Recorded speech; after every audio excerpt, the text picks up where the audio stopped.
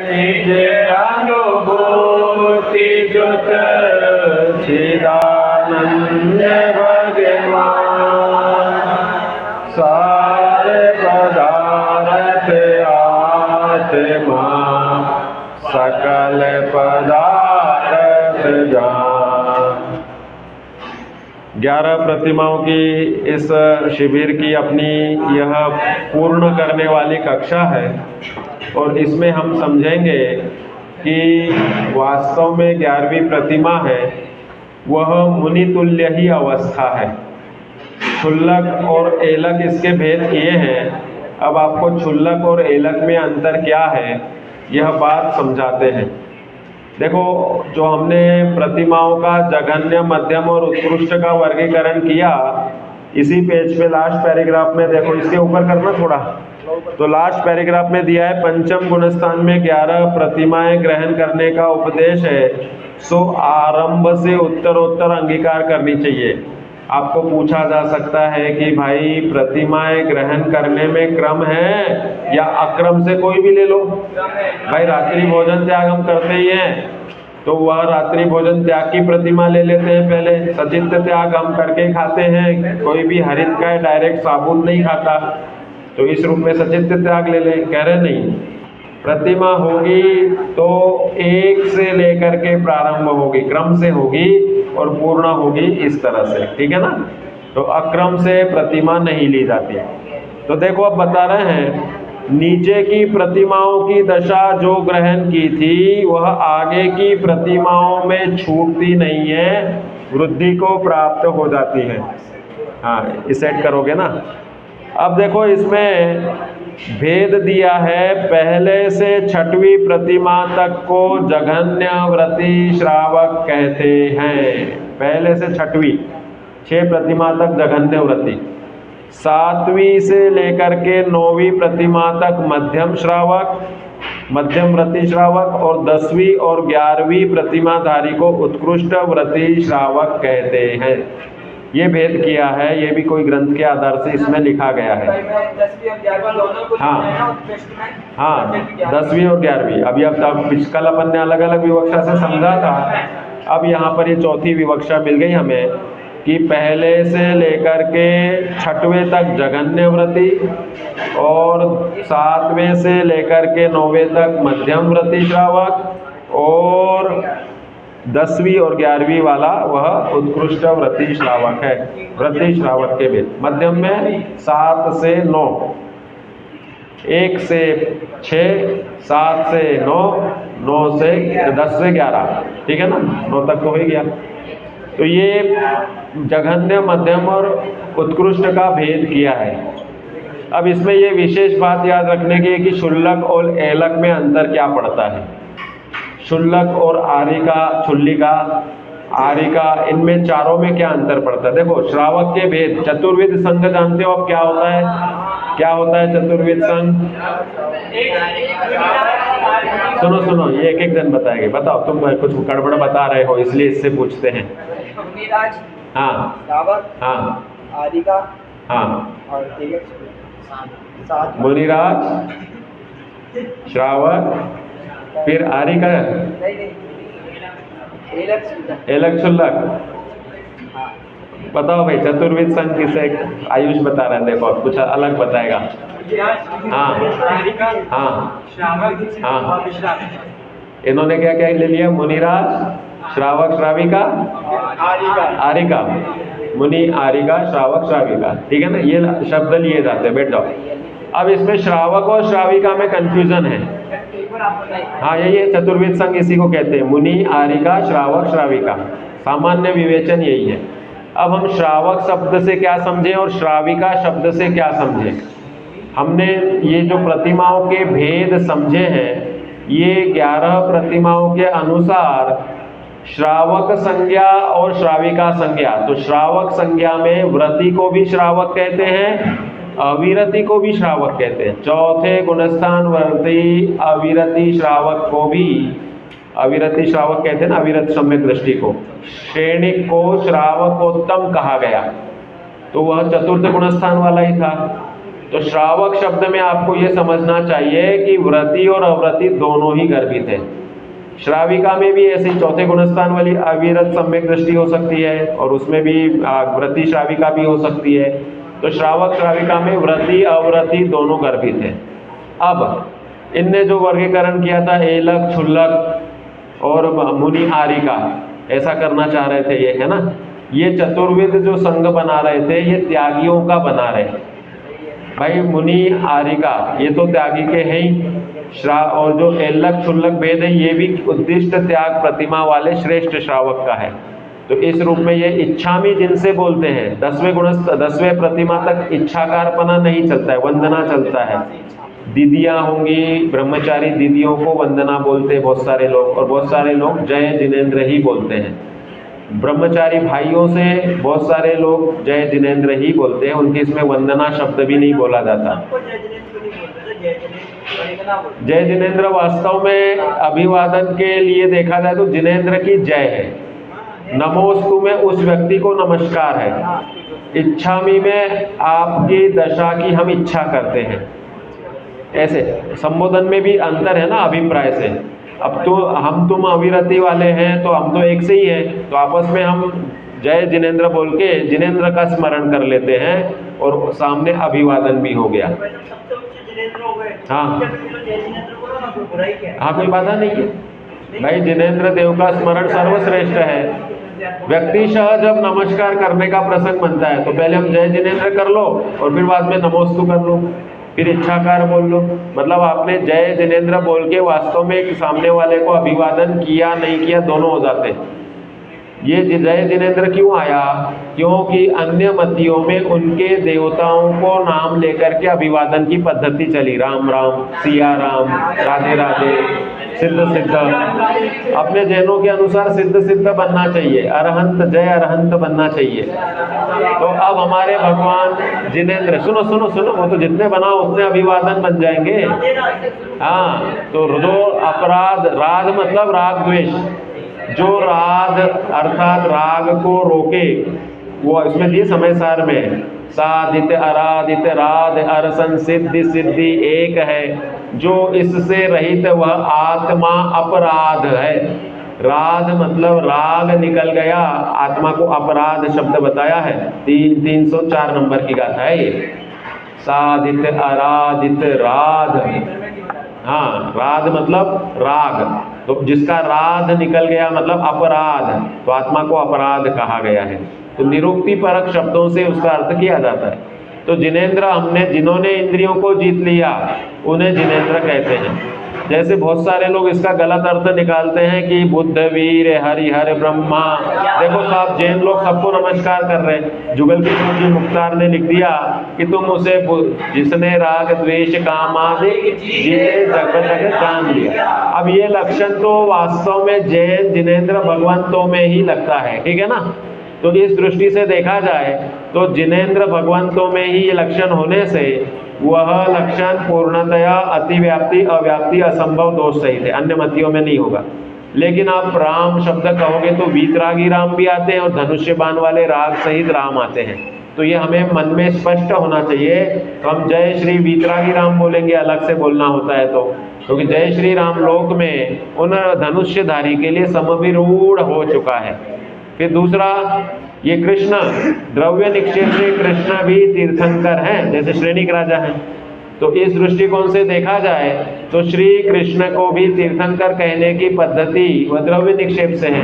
तो हम व्यवहार उनके लिए उचित आदर रखते हैं, लेकिन ऐसा नवधा भक्ति सहित पूजन पाठ आदि करना वो आदर नहीं होता उनके प्रति, वह तो भाव निक्षेप और स्थापना निक्षेप में होता है। तो इस रूप में चलेगा। अगर उनकी प्रतिमा भी हम भविष्यकालीन तीर्थंकर की बनाते हैं, स्वयंभूनाथ निर्मलनाथ बनेंगे ना वो अगली 24वीं में, तो निर्मलनाथ भगवान नग्न दिगंबर अंतर्मुख मुद्रा वाले बनते हैं इस रूप में।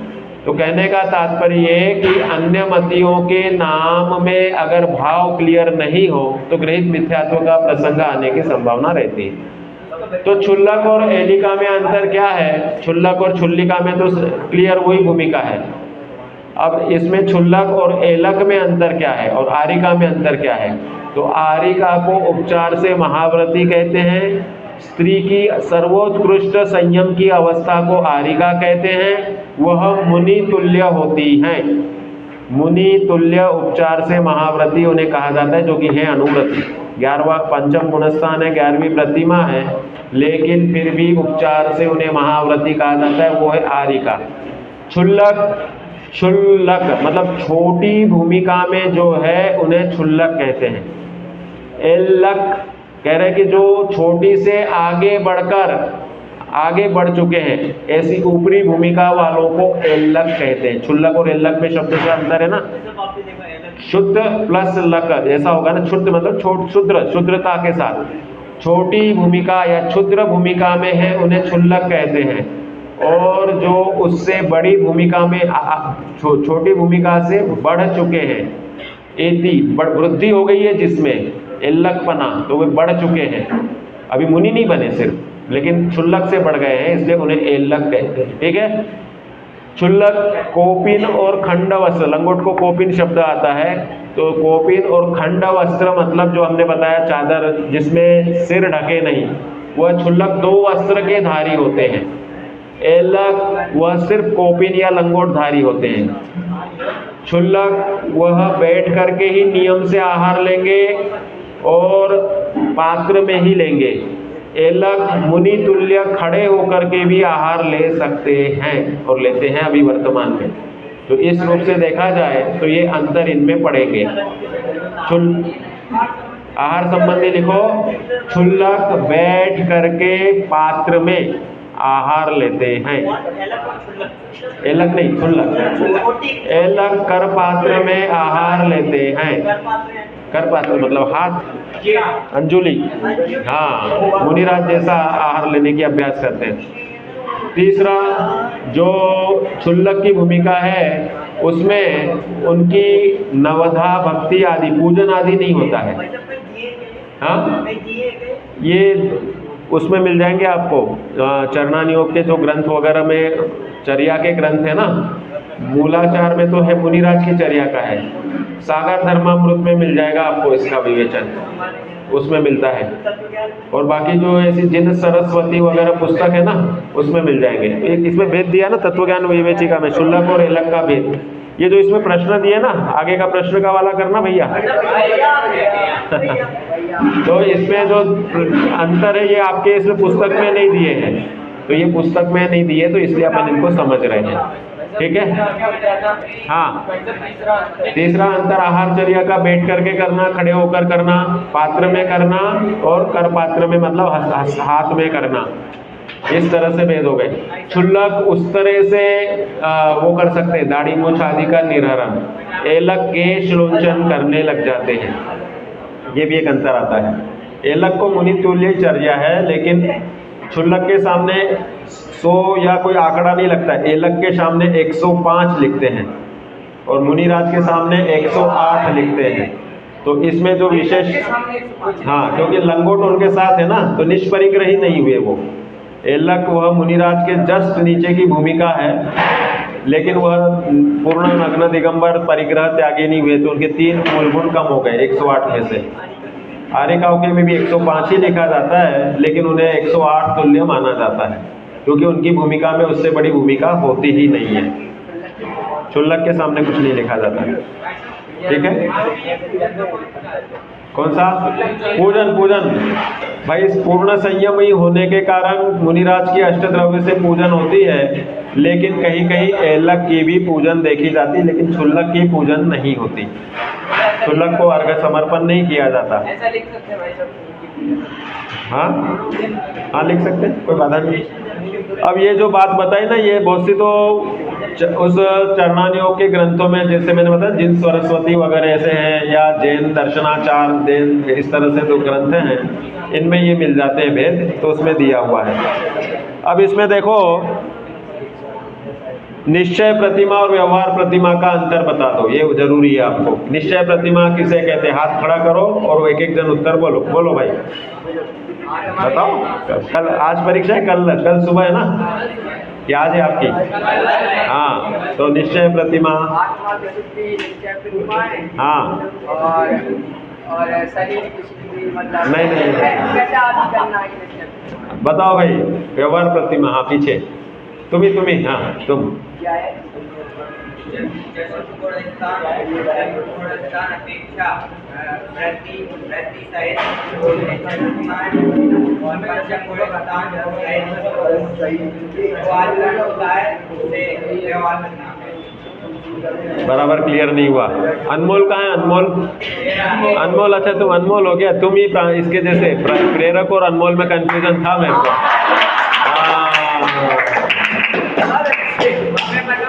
हाँ बताओ निश्चय प्रतिमा की परिभाषा है ना।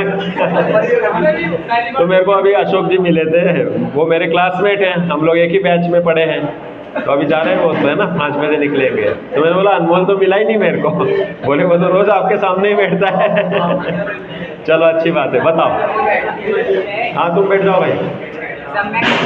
सम्यक दर्शन पूर्वक आत्मा के ज्ञायक स्वरूप में पंचम गुणस्थान पूर्वक योगिता जो स्थिर होती है वैसे यथार्थ देश चारित्र्य हाँ आदि बता रहा देखो। हाँ पंचम गुण स्थान में योग्य स्थिरता और निश्चय प्रतिमा है और संयमन जगह जहाँ भोग रुचि परिणाम उधर प्रतिज्ञा है। वेरी गुड, ये परफेक्ट है। ठीक है हाँ आ गया ना, देश चारित्र भी आ गया। ठीक है बहिरंग देखो सही बता दिया। संयम अंश जगो जहाँ ये व्यवहार प्रतिमा का लक्षण है। ठीक है और दूसरा निश्चय प्रतिमा में आ गया आत्म विशुद्धि पंचम गुणस्थान योग्य। ठीक है ये शब्द चाहिए, पंचम गुणस्थान चाहिए, क्योंकि 11 प्रतिमा किसके भेद हैं? 5वें गुणस्थान के भेद हैं। हाँ प्रतिमा के बिना 5वां गुणस्थान नहीं होता। कोई कहेगा हम पंचम गुणस्थान भाई, तो साफ कितनी प्रतिमा है? कम से कम दर्शन प्रतिमा तो होगी ही होगी इस रूप से, सम्यक दर्शन की विषय। हाँ निश्चय से उसे।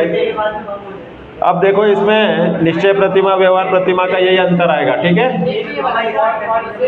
और ऐसे विस्तार करने के लिए हो जाएगा। मुख्य अंतर यही चाहिए, आत्मानुभूति इसमें मुख्यता से और उसमें बहिरंग आचरण। हाँ इस तरह से। ठीक है और इसके सिवाय फिर आपको अनुमति त्याग और उद्दिष्ट त्याग, ये आरंभ परिग्रह अनुमति और उद्दिष्ट त्याग, इनका जो टिप्पणी परक प्रश्न है ये आपको ध्यान में होना चाहिए। एक लाइन में सबका स्वरूप आना चाहिए 11 की 11 प्रतिमाओं में। तो आरंभ त्याग में क्या कहते हैं? एक लाइन में आरंभ त्याग किसे कहते हैं? हाँ बोलो।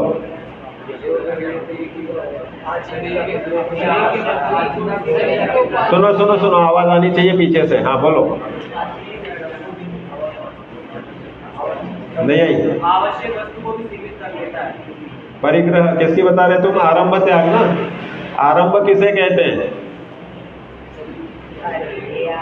हाँ बोलो भाई तुम बोलो। शरीर की क्रियाओं को हाँ शरीर की क्रियाओं को आरंभ मतलब आजीविका के लिए। आरंभ मतलब आजीविका के लिए उद्यम करना, ये परिभाषा। शरीर पालन करने हेतु आजीविका का उद्यम करना उसे आरंभ कहते हैं। ठीक है परिग्रह कहते हैं जो हमने संग्रह की हुई सामग्री है उसे परिग्रह कहते हैं।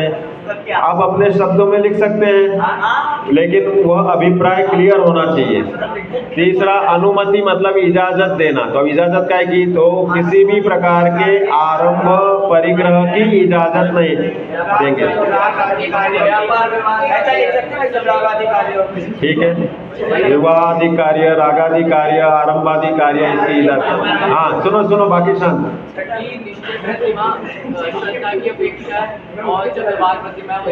नहीं श्रद्धा दोनों में ही गर्भित है। इनका कहना है कि निश्चय प्रतिमा तो श्रद्धा की अपेक्षा है और बाहरी व्यवहार प्रतिमा वो चारित्र की अपेक्षा। ऐसा नहीं है, दोनों में दोनों में श्रद्धा निर्मल है, दोनों ही चारित्र की अपेक्षा ही है। चारित्र मोहनीय कर्म की अपेक्षा 5वें से ऊपर के गुणस्थानों का वर्गीकरण है। ठीक है तो इसलिए ये अंतर गलत हो जाएगा। तो ये अपना हो गया प्रकरण। और आपको कुछ पूछना हो तो पूछो। दिन में बनारसी दास जी के संबंध में बताओ भाई, उनका भी पूछा गया पेपर में आपको। बनारसी दास जी का संक्षिप्त परिचय लिखे। कब का जन्म है उनका? हाँ, तो आप तो ये याद रखो, ईस्वी सन 1700 राउंड फिगर में हो गया ना, 57 जोड़ लो। दूसरा, उनका जन्म का बचपन का नाम क्या था? ठीक है। तीसरा, उन्होंने सर्वप्रथम कौन सी कृति लिखी जो उन्होंने गोमती नाम की नदी में डुबा दी? उसके बाद में उन्होंने जैन दर्शन के कौन से ग्रंथ लिखे?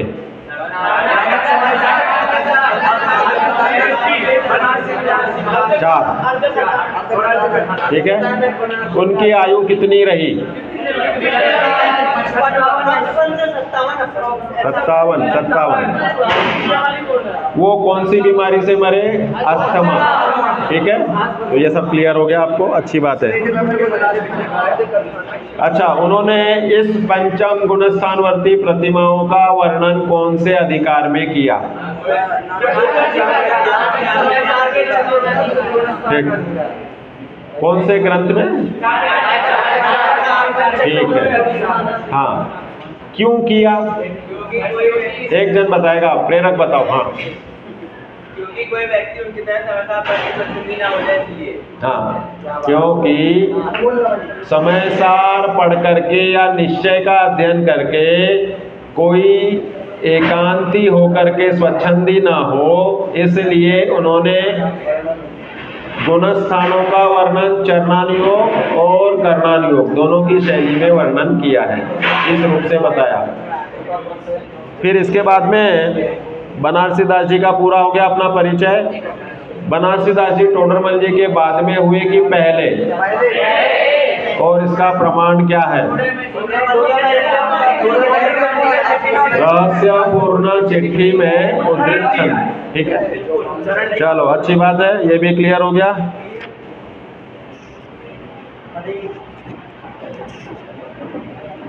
प्रोषदोपवास प्रतिमा में इसके इन्होंने जो बताई वो बात विशेष आपको ध्यान रखना है। प्रोषदोपवास की आपको परिभाषा वो लिखी जाएगी जो छंद के अनुसार है। क्या दिया प्रोषदोपवास की प्रतिमा? यो तो हो गया।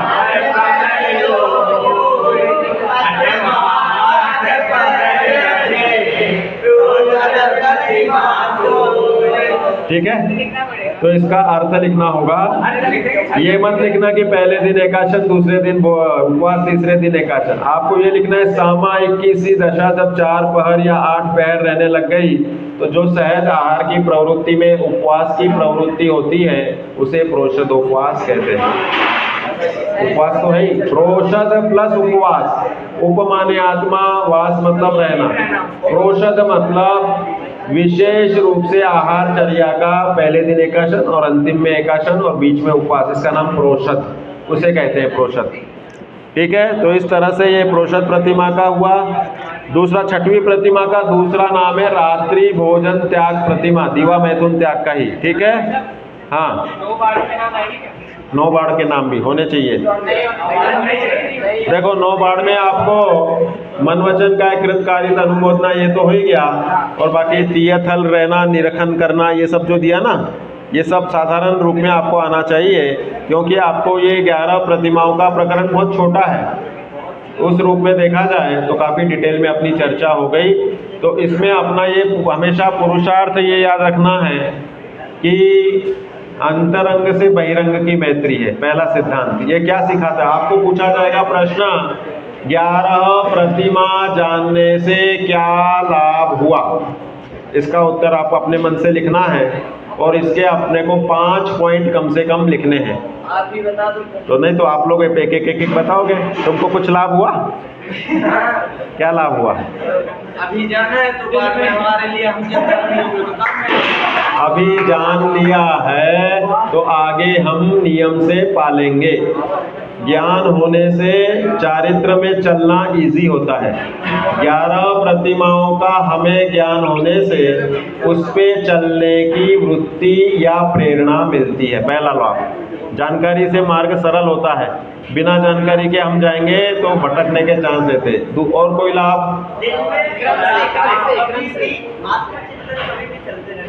हाँ हाँ, फिर से क्या बोल रहे हैं? सही बोल रहे हैं, बोलो बोलो, एक आर्जों को बोलने दो। हाँ बोलो।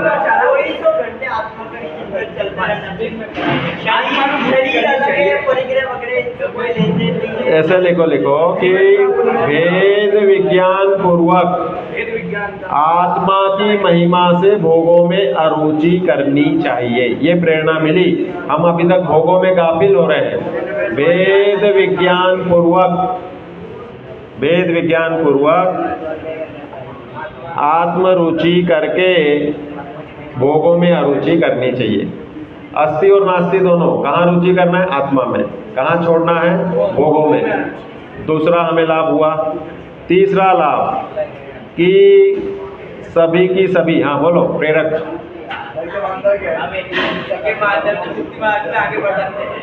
ठीक है, ये तो सामान्य लाइफ, सभी मुक्ति मार्ग में बढ़ने की प्रेरणा मिलती। ठीक है, अब मैं बता देता हूँ, दो आपने बता दिए। तीसरा ये लिखो, चारित्र की क्रमशः वृद्धि के ये 11 सीढ़ियां हैं।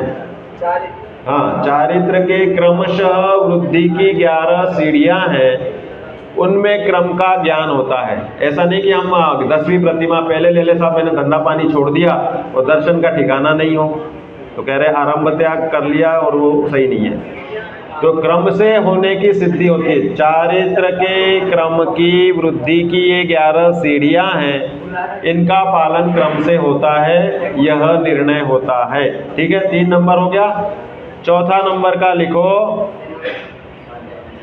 भोगों की अरुचि से शुद्धता की वृद्धि की सीढ़ियां जानने से सुख बुद्धि भोगों से हटती है। सुख बुद्धि हटना जरूरी है। हाँ, भोगों की अरुचि से और इनके क्रम को जानने से सुख बुद्धि भोगों से हटती है। भोगों से सुख बुद्धि हटना, ये वैराग्य शक्ति का जनक है। ये याद रखना, ज्ञान शक्ति यह सम्यक दर्शन में आती है और वैराग्य शक्ति चारित्र में आती है, और चारित्र के वैराग्य शक्ति के ही कारण ये पूरी 11 प्रतिमा होती है। तो ज्ञान वैराग्य की महिमा बढ़ती है। इस तरह से 5 पॉइंट हो गए। आरुचि से चारित्र में चारित्र ग्रहण करके भोगों की सुख बुद्धि का अभाव होता है, आत्मा में सुख बुद्धि जगती है। इस तरह से छोटा सा पॉइंट बना लो। लास्ट पॉइंट ये बता दिया कि भाई ज्ञान वैराग्य शक्ति की प्रेरणा मिलती है। सब प्रेरणा देने के काम है। तो इस रूप से संयम की प्रेरणा मिलती, तो संयम को ज्ञान वैराग्य शक्ति लिखते हैं। ठीक है ना? तो ज्ञान वैराग्य शक्ति ग्रहण करने की प्रेरणा मिलती है। हाँ, आज चलो बोलना, संयम अंश जगो, जहाँ अब क्लास पूरी हो रही है हमारी संयम की। हाँ हाँ, 5 पॉइंट लिख लिया ना, कितने मार्क में?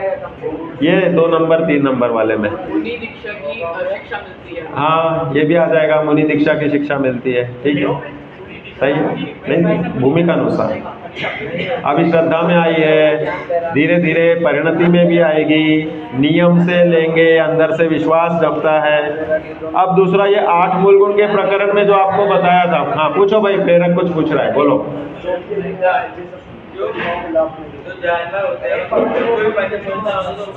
Very good, intelligent question. कि जानवरों में पंचम गुण स्थान होता है, और आपने कहा कि 11 प्रतिमाओं के बगैर पंचम गुण स्थान होगा ही नहीं।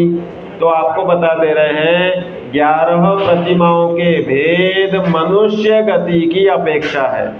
तिर्यंचों में वो पहले से आरंभ नहीं करते, पहले से कपड़े पहनते नहीं, परिग्रह है नहीं, पहले से किसी को अनुमति नहीं देते कि बेटा जा, वो जाकर के वो कुछ काम कर ले, ऐसी अनुमति नहीं देते। सचित्त त्याग, बहुत से तिर्यंच तो सचित्त अचित्त उनके जीवन में प्रसंग ही नहीं बनता, अलग अलग भोजन होते हैं सबके। तो इस रूप में फिर वो बहते हुए पानी को ही छना मानकर पीने की वृत्ति उनमें होती है। तो उनमें दर्शन प्रतिमा जन्य विशुद्धि होती है। तिर्यंचों में विशेष रूप से ऐसा भी नहीं कि उनको समझ में आता है कि 3 समय की सामायिक करनी है, मैं सब सुबह उठते ही अपने आत्मा को या पंच परमेष्टि को ध्यान करूं। वो किस में हो सकता है? जिसको जाति स्मरण हो गया हो, लेकिन उसकी भी प्रतिमा नहीं होगी। दर्शन विशुद्धि प्रतिमा तिर्यंचों में होगी। दर्शन प्रतिमा जिसे कह रहे हैं, दर्शन विशुद्धि तो षोडश करण भावना में, दर्शन प्रतिमा तक पहुंचते हैं उनकी शुद्धि उतनी हो जाती है। बाकी की व्रत सामायिक इनकी भूमिका उनमें थोड़ी बहुत दिख सकती है, लेकिन वह प्रकट नहीं होती। अनुव्रतों का पालन मनुष्य गति की अपेक्षा है, क्योंकि सत्य वचन और परिग्रह का व्यवहार मनुष्य गति में है। आपको ये तर्क सहित आना चाहिए कि भाई तिर्यंचों में व्रत प्रतिमा क्यों नहीं साफ? कह रहे वो अहिंसानुव्रत पाल लेंगे, लेकिन वास्तव में वो सत्य वचन का व्यवहार ही नहीं है, परिग्रह का परिमाण या परिग्रह का कुछ व्यवहार नहीं है उनमें तिर्यंचों में। इसके सिवाय फिर कौन से रह गए? कुशील, कुशील की प्रवृत्ति उनमें होती है, तो वो उसको रोकेंगे। और तो फिर क्या है? अहिंसा, अहिंसा, सत्य, अचौर्य, चोरी करना, चोरी करने की बहुत सारे तिर्यंचों में वैसे ही प्रवृत्ति नहीं होती। तो इस रूप में देखा जाए तो ये मनुष्य गति की मुख्यतः से 11 प्रतिमाएं हैं। तिर्यंचों में प्रायः दर्शन प्रतिमा वाली भूमिका आती है, उस जन्य शुद्धि आती है। अब उसमें देखो, दर्शन प्रतिमा के लिए उधर युगल जी साहब ने बताया था, ये स्वयंभू रमण समुद्र में असंख्यात तिर्यंच या महामत्स्य हैं, वे सम्यक दर्शन से सुशोभित हैं। महामत्स्य या मत्स्य सिंपल मछलियाँ, तो कह रहे हैं मछलियाँ वे उसमें कैसे होती हैं? तो कह रहे हैं कि वहाँ अरहंतों के आकार के जिनबिंब सदृश मछलियों के आकार पाए जाते हैं, और उनको देख करके वे जिन दर्शन सदृश पुण्य बांध कर वहाँ भेद विज्ञान करके देह से भिन्न में आत्मा हूँ ऐसा कर लेते हैं। ऐसा युगल जी साहब ने कहीं पढ़ा होगा तो बताया होगा। मछलियों का आकार मूर्तियों के जैसा ऐसा भी होता है। आपने देखी होगी ना, गोल्डन फिश, सिल्वर फिश और अलग अलग स्वयंभू रमण समुद्र में आधार। नहीं, मछलियाँ टोटली सिर्फ उसी आकार की जो अपन कल्पना कर रहे हैं उसी आकार की होती है, सो बात नहीं है। बहुत सारी मछलियाँ जैसे लगे ही नहीं, कीड़ों जैसी या अलग अलग स्ट्रक्चर की हो, इस तरह से होती हैं और नाम मछली होता है। अब बहुत से मछलियों को हम जीवों को अलग अलग, हम समुद्र में 2 ही जीव जानते हैं, मछली और मगर, ऑक्टोपस 3-4 ही जीव जानते हैं, बाकी बहुत सारे। हाँ, वो हॉर्स होता है ना, दरियाई घोड़ा, सी हॉर्स, वो भी एक केकड़े वेकड़े से कीड़े वकोड़े जानते हैं। तो कहने का मतलब मछलियों की प्रजातियाँ बहुत सारी होती हैं, शार्क वगैरह की, और ये सब जो व्हेल वगैरह हैं, तो उसमें उनके आकारों में डिफरेंस होता है। तो इसलिए तो वो उसमें भेद विज्ञान होने के बाद देखो, मांसाहारी पशु शाकाहारी हो जाता है। पंचम गुणस्थानवर्ती भूमिका भगवान महावीर ने सिंह के भाव में प्रकट कर ली, ऐसा उल्लेख मिलता है। अगर उस भाव से मोक्ष होता तो वो सिंह को मोक्ष हो जाता, इतनी वैराग्य की मूर्ति थी, ऐसा कवि लिखते हैं। तो क्या होता है कि सिंह कभी मांसाहार छोड़ता नहीं है, तो वह भगवान महावीर के जीव ने मांसाहार छोड़ दिया। 1 माह की आयु थी, वो मुनिराज अमितंजय और अमित तेज नाम के मुनिराज, है ना, अमित प्रभा दूसरा नाम आता है अमित तेज की जगह, वो दोनों के निमित्त से उनने मांसाहार छोड़ा। और 1 महीने की आयु थी। शेर को 15 दिन में एक बार भोजन करना होता है, रेगुलर नहीं करना होता। इतना मांस खा लेता है कि 15 दिन तक नहीं मिले उसे शिकार तो भी चल जाता है। तो उन्होंने आजीवन मांस त्याग कर दिया, क्योंकि वो पत्ते खा के या सूखे फल खा के या सूखे पत्ते या कुछ खा के रह नहीं सकते, उनकी आदतें ही ऐसी बनती हैं। तो इस रूप में वह ऐसा लिखते हैं कि कौवे या पशु दूसरे, ये जितने ये होते हैं ना, बहुत सारे क्या होते हैं ये सियार वगैरह, वोल्फ वगैरह, तो ये आकर के उनको नोचे, तकलीफ दें, तो भी वे उसका प्रतिकार तक नहीं करते थे, इस तरह का उल्लेख मिलता है। कौवे आकर चोंच मार के उनको मांस निकाल ले तो भी प्रतिकार नहीं करते थे, उतनी देह से आसक्ति घड़ा दी थी। तो वह पंचम गुणस्थान योग्य शुद्धि प्रकट हो गई थी, और वो उसके बाद में उनका भाव, वह स्वधर्म स्वर्ग में सिंह केतु देव बने थे, जो कि पूरे जीवन में मांसाहार से का शेर आदिक नियम से नरकादिक में ही जाते हैं। इसलिए वास्तव में यह मनुष्य भाव बहुत दुर्लभ पड़ता है। तो इस रूप में समझना चाहिए तो वह उस रूप विवेक उनका जागृत हो जाता है। शाकाहारी पशु रहते हैं, अगर जाति स्मरण ज्ञान हो जाए तो पूर्व में सुना हुआ पूर्व भाव का शास्त्र या ज्ञान उन्हें वहाँ पर याद आ जाता है। आलम्बन शुद्धात्मा का या संकल्प विकल्प करने तो शास्त्र संबंधी या पूर्व जन्म के शुभ भाव संबंधी चिंतन उनका चलता है। आलम्बन बिना तो कोई जीव रहता ही नहीं है। सोचते सभी हैं, भले कोई घास के संबंध में सोचे या कोई अपने उस देह संबंध में या पंच परमेष्टि के संबंध में, यात्रा संबंध में कुछ न कुछ सोचे। निर्विचार होने का नाम निर्विकल्प अनुभूति नहीं है। मोक्ष मार्ग प्रकाशक में तो वह अंतरंग से जो ज्ञान की प्रवृत्ति हुई और राग घट गया, जिस गेय पे वीतरागता सहित हो, वह निर्विकल्प दशा है। तो इस रूप में पंचम गुणस्थान वर्ती तिर्यंचों का भी हमने वर्णन समझा कि उनमें दर्शन की प्रतिमा विशेष रूप होती है, शुद्धि उतनी होती है। एलक छुल्लक जैसी भूमिका तिर्यंचों में नहीं होती। ऊपर की प्रतिमाएं किसी रूप में संभव नहीं है और वे अपने परिणामों के अनुसार विशुद्धि को प्राप्त करते हैं। देखो, आपको इसका आधार चाहिए। पुरुषार्थ सिद्धि उपाय में 7 तत्वों के श्रद्धान सम्यक दर्शन अधिकार में दिया कि तिर्यंचों में सामान्य तत्व श्रद्धान होता है। उसे 7 तत्वों के नाम नहीं आते। वो ये जानता है कि राग द्वेष नहीं करना है, राग द्वेष हेय है, ऐसा भाव भाषण उसको होता है, लेकिन वह उस संबंधित डिटेल नहीं जानता। और मनुष्य गति में विशेष तत्व श्रद्धान होता है। 7 तत्वों के नाम जानेंगे, भेद प्रभेद जानेंगे, गहराई से जानेंगे और उससे पूर्ण विरक्त होंगे। तो इस रूप में सामान्य तत्व श्रद्धान और विशेष तत्व श्रद्धान की बात सम्यक दर्शन अधिकार में पंडित टोडरमल जी ने टीका लिखी पुरुषार्थ सिद्धि उपाय की शुरू के प्रकरण की, तो उस रूप में वह दी है, तो वह समझ लेना चाहिए। तो तिर्यंचों में सामान्य तत्व श्रद्धान है और सामान्य रूप से 5वां गुणस्थान है। 11 प्रतिमा की भूमिका तिर्यंच में नहीं हो सकती। इस प्रकार से ये 11 प्रतिमाओं का अपना विवेचन हुआ और इसमें हमें अपनी भूमिका सुधारने की प्रेरणा मिली। तो इस प्रकार ये अपनी क्लास पूर्ण होती है। कुछ और पूछना हो तो पूछो। जो लिखने वाले उत्तर आएंगे उनमें परिभाषा आएगी। देखो, आपका पेपर ऐसा है, 10 तो पूछे फिल इन द ब्लैंक्स, आधे नंबर के, आधे नंबर का 5 नंबर के 10 फिल इन द ब्लैंक्स है। हाँ, एग्जाम्पल जैसे हम पूछेंगे आपसे 11वें ये प्रतिमाएं डैश हैं और लिख देंगे संख्या, प्रतिमाओं की संख्या डैश है। ऑप्शन नहीं दिए, लेकिन आप सोचोगे तो समझ में आ जाएंगे। हाँ, तो आपको 11 लिखना है। प्रतिमाओं की संख्या डैश है, 5वीं प्रतिमा का नाम डैश है, 11वीं प्रतिमा के नाम के डैश डैश भेद होते हैं। अब इसके उत्तर कोई दूसरे आ ही नहीं सकते। हाँ, इस रूप में फिर आपको सत्य असत्य जो आप बोल रहे थे ना, सही गलत, वो वाला है। तो राइट और क्रॉस कर उसमें लिख सकते हैं। उसमें हमने सेंटेंस अपने बना के लिखे हैं, तो उस रूप में समझ सकते हो कि हम लिखेंगे 11वें गुणस्थान 11 प्रतिमाएं चौथे से प्रारंभ हो जाती है। तो अब आपको उस पर क्रॉस या राइट लिखना है, ठीक है। हाँ, मतलब सत्य असत्य लिखने का है प्रश्न, तो सत्य लिखो या असत्य, जो पूछा वो लिखना पड़ेगा ना। हमने बोला कि सत्य लिखो या असत्य लिखो, आपने राइट क्रॉस लगा दिए। लेकिन चेक करने वाली टीम अलग है, चेक हम नहीं करेंगे, मैं नहीं करूँगा। उनको आंसर शीट भी प्रोवाइड कर दी अपन ने, ठीक है। उनको आंसर शीट दे दी कि ये उत्तर है इसके, उसके अनुसार वो करेंगे। सुनो अच्छे से।